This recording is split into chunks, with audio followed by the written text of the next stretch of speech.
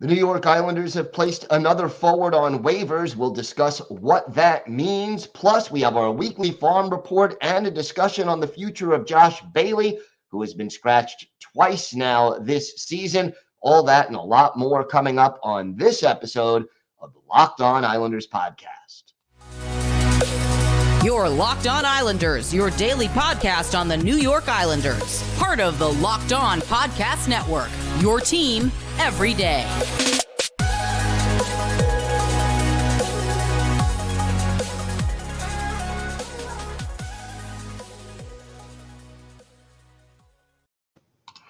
And welcome, everybody, to the Wednesday edition of the Locked On Islanders podcast. Gil Martin, so glad you could join us today and be part of the Locked On Islanders family. And thank you for making Locked On Islanders your first listen every day. We are free and available on all platforms. Lots to discuss on today's show, including a forward placed on waivers. But first, if there's something Islanders related on your mind, if you have a question, a comment, maybe a topic you'd like us to discuss on a future show, feel free to send us an email. The email address, lockedonislanders@gmail.com. And if you leave your first name and where you're from, we are happy to mention you on the show when we discuss whatever it is that's on your mind. You can also follow the show on Twitter at Locked On Isles, and you could follow me, Gil Martin, on Twitter at Ice Wars, NYR, We'll keep you up to date on all the latest Islanders news, notes, and happenings. And I am also live tweeting during nearly every Islanders home and road game. So make sure you join me for some instant insight and analysis. And it's always great to interact with Islanders fans during game time or any time. So the big news that happened on Tuesday, the Islanders placing another forward on waivers with the intent of sending them down to Bridgeport. This time, Nikita Soshnikov waived Tuesday afternoon.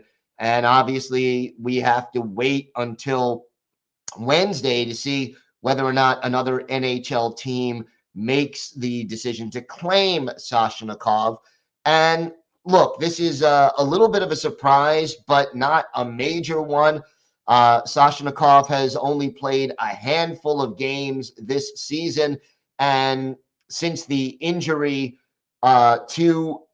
early in the season to Cal Clutterbuck was the main reason he got in the lineup, Soshnikov clearly being that 13th forward or 14th forward right now, even behind Ross Johnston. He's played in 3 games for the Islanders and essentially has 4 shots on goal, no points. He is a -2. He's got 8 hits in those 3 games. And look, Soshnikov gives the Islanders a little speed in their lineup. He is physical. He is certainly a bottom 6 forward kind of a player. So the question now becomes, why are the Islanders sending him down? And I think the answer is partially to get him some playing time. But the real question is this, who's coming up as a result of this decision and this situation? We don't know that as of now. And, there are a number of different candidates. Do players like Simon Holmstrom, Atu Ratu, or William Dufour figure into the equation as players who may come up and join the big club? Or is Bridgeport's leading scorer, Ruslan Ishkakov, going to be the player who is brought up and put in the Islanders lineup? Or is this part of a longer term idea where the Islanders are looking to make a trade? And again, we saw Josh Bailey benched against Ottawa on Tuesday. Second time Bales has sat out a game. Was that because they were shopping Bailey as part of a trade? And then that enters into the equation. So a lot we don't know at this point with regard to the situation. But if Soshnikov clears waivers, The Islanders will have a roster spot open, and it'll be interesting to see what they do to fill that roster spot. And, whether or not they try to bring up an offensive-minded player, all the players we talked about, Holmstrom, Ratu, Dufour, more top six kind of forwards than bottom six forwards, and also guys you wouldn't want sitting out as a black ace. You would want those guys in the lineup. So a lot of questions, not a lot of answers. We will see what Lou Lamoriello has in mind and how this all fits together. And definitely follow along on Twitter as we'll give you the latest updates and information about what is happening. Mathew Barzal, meanwhile, he continues to be a key productive part of this team. He is tied for the team lead with 18 points through 17 games. The only difference is, of course, Barzy has no goals. So he's tied with Brock Nelson. Nelson leads the team with 9 goals, 9 assists. That's 18 points. Barzy, even though he has 44 shots on goal, he has yet to score. And, somebody on Twitter during the Senators game basically suggested late in the game that they get Barzal out on the ice so he could have a shot at an empty net goal. And I think that's a wise suggestion because the longer this slump goes on, and it's 17 games this season right now, the more people are going to talk about it, the more Barzy will be squeezing his stick and pushing himself. And overall, the sooner Mathew Barzal can get off the schneid and get that first goal and just sort of put all the conversations about him having no goals to rest, I think the better off we'll be. I mean, if I would have told you on October 1st that through 17 games, Scott Mayfield would have 4 more goals than Mathew Barzal, you would not be happy with that assessment. But Barzy is playing well overall. And again, to me, that point a game mark, important for Barzy to have, but 0 goals is just not acceptable for a top 6 forward. If he had 2 goals and 16 assists, I'd be a lot happier than 0 goals and 18 assists. Let's see if this next game at Nashville is where he gets off the schneid. Look, 3 games left on this road trip. That'll get him to the 20-game mark for the season, and Islander fans have to hope that Mathew Barzal ends this situation where he has no goals on the season and ends it quickly. And of course, we will keep you updated on all of that. We have got a lot more to discuss on this episode of the Locked On Islanders podcast. We've got our weekly farm report. We'll talk all things Bridgeport Islanders as the Islanders continue to pick up points in nearly every game they're playing. We've got that, plus our Islanders birthday of the day, and a whole lot more still to come on this episode of the Locked On Islanders podcast.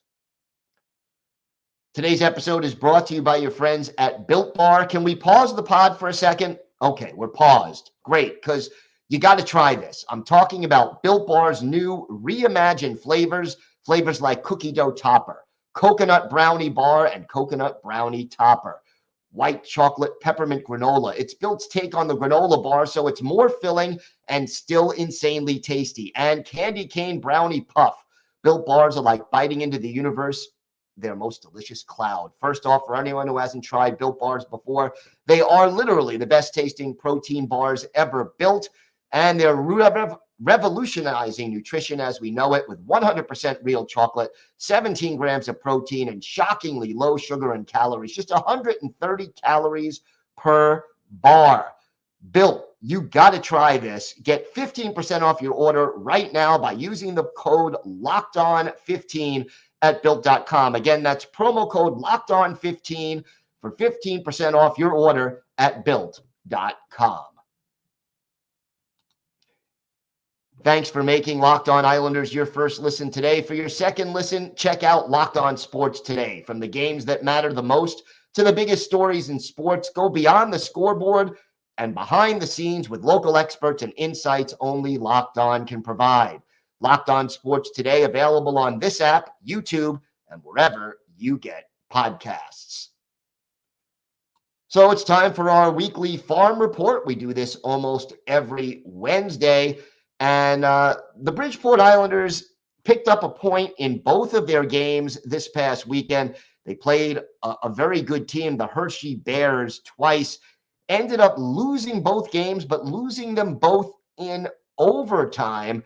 So sort of a mixed blessing. On Friday, which was Veterans Day, they ended up losing in Hershey by a 4-3 margin. 32 saves for Jakob Skarek in that game. Hudson Fasching with 2 goals for Bridgeport, but it wasn't quite enough. Kyle McLean also scoring his second goal of the game, but it was Vincent Iorio scoring at 2:01 of the overtime period, and Hershey's win streak became 4.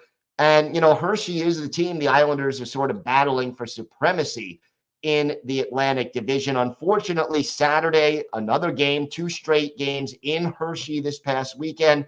And again, an overtime loss for Bridgeport, this time 2-1.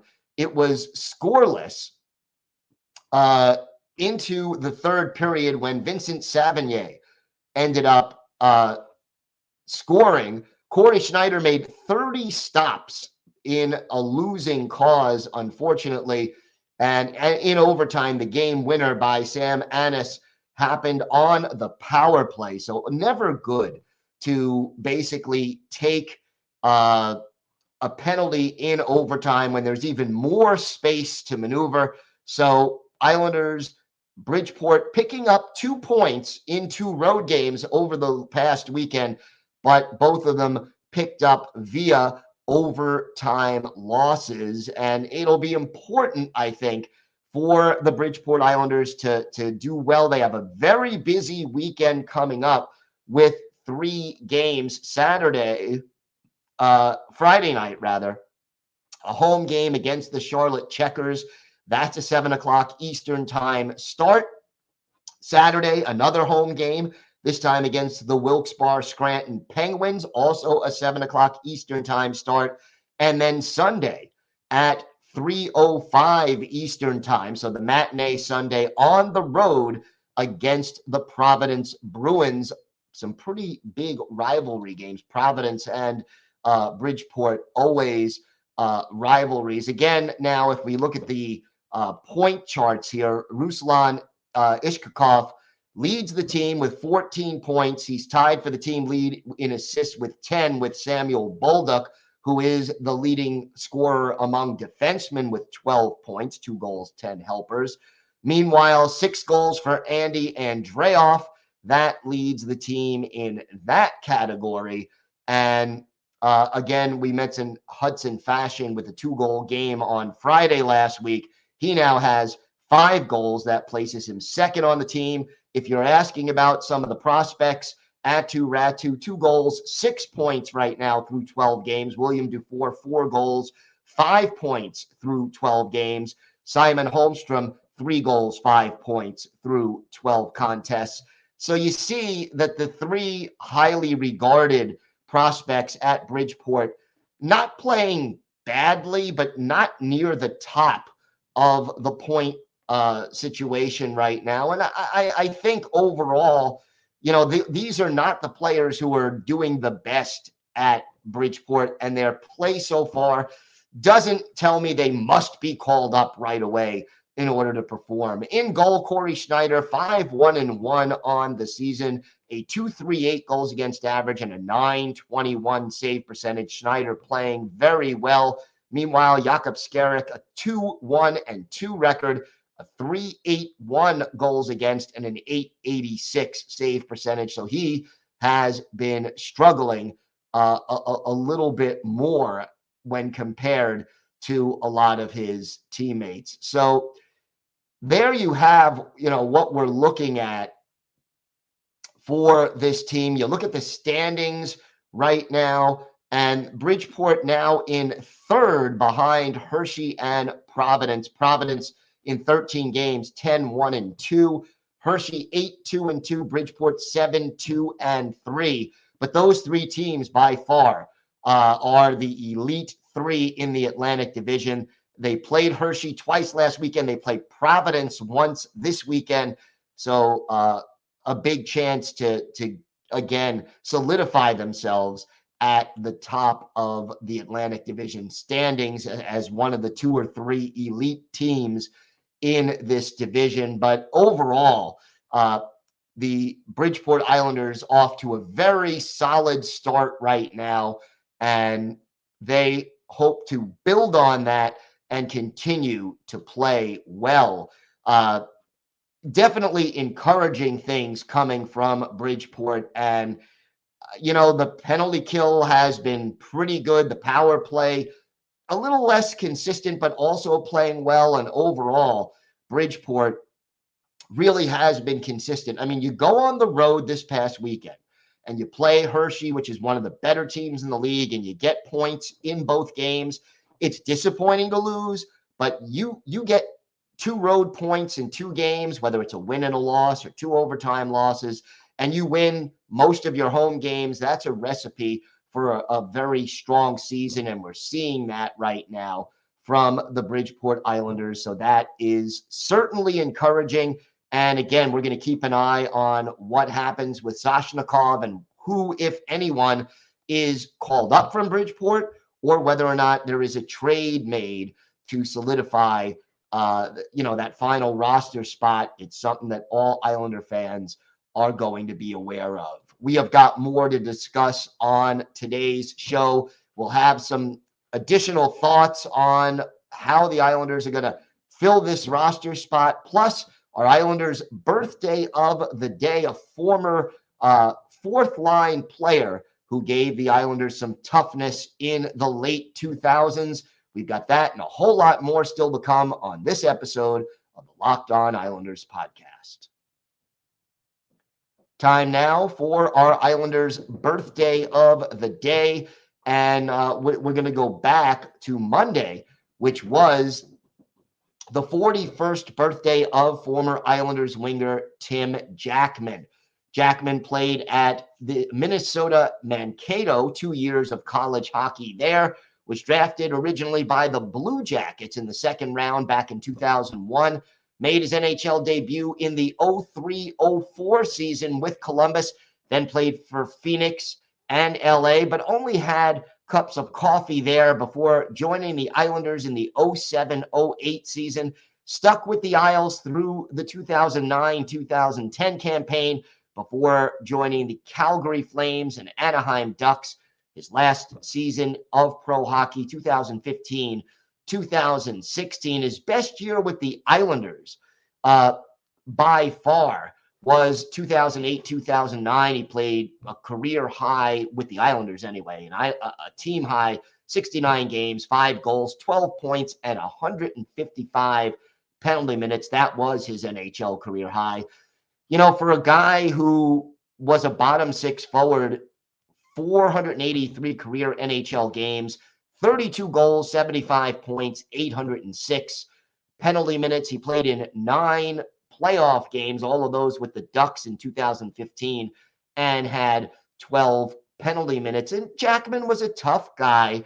He was a spirited kind of a player, not the kind of guy who was going to put a lot of pucks in the net, but he was always going to defend his teammates, always going to dig pucks out of the corner, and always going to play well in his role. We look at one of his better games with the Islanders, January 29th, 2009 at the Phillips Arena in Atlanta.